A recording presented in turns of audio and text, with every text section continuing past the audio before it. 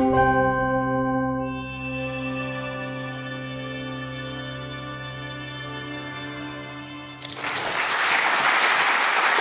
you very much for the opportunity to represent the United Nations Convention on Combating Desertification, the UNCCD. I'd like you to consider just a few facts that are similar to some of the ones that you've heard, but put in a little bit of a different context. 83 million new people added to the population each year between now and 2050, which represents between 60% to 100% increase in food demand. Add to that shifting diets towards meat and dairy products, and you have a food gap that may be as large as 70% if we consider current and projected yields.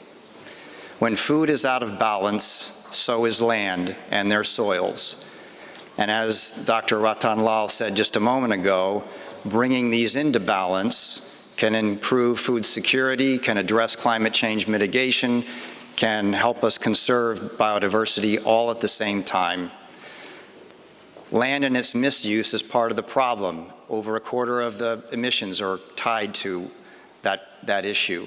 But it's also part of the solution, as the soils store more than double what we can store in the atmosphere and in biomass. And the methods to do that, as Dr. Mayaki and others have put forward, are very well documented. We know how to solve the problem. That isn't the issue here.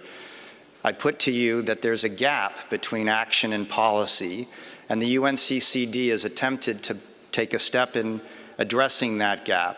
The 196 country parties at our COP, COP13 in Ordos in September, endorsed the scientific conceptual framework which underpins land degradation neutrality, a very simple concept that says any new degradation should be counterbalanced by efforts to reverse degradation.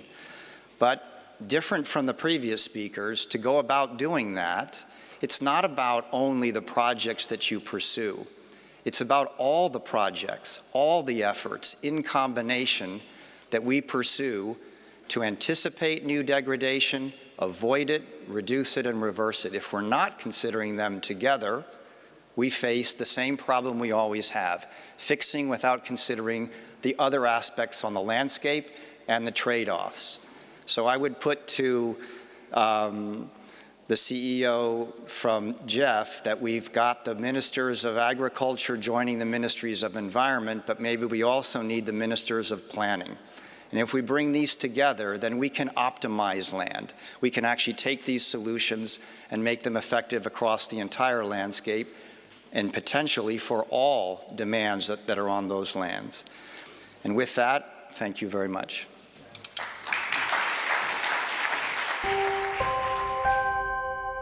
Thank you.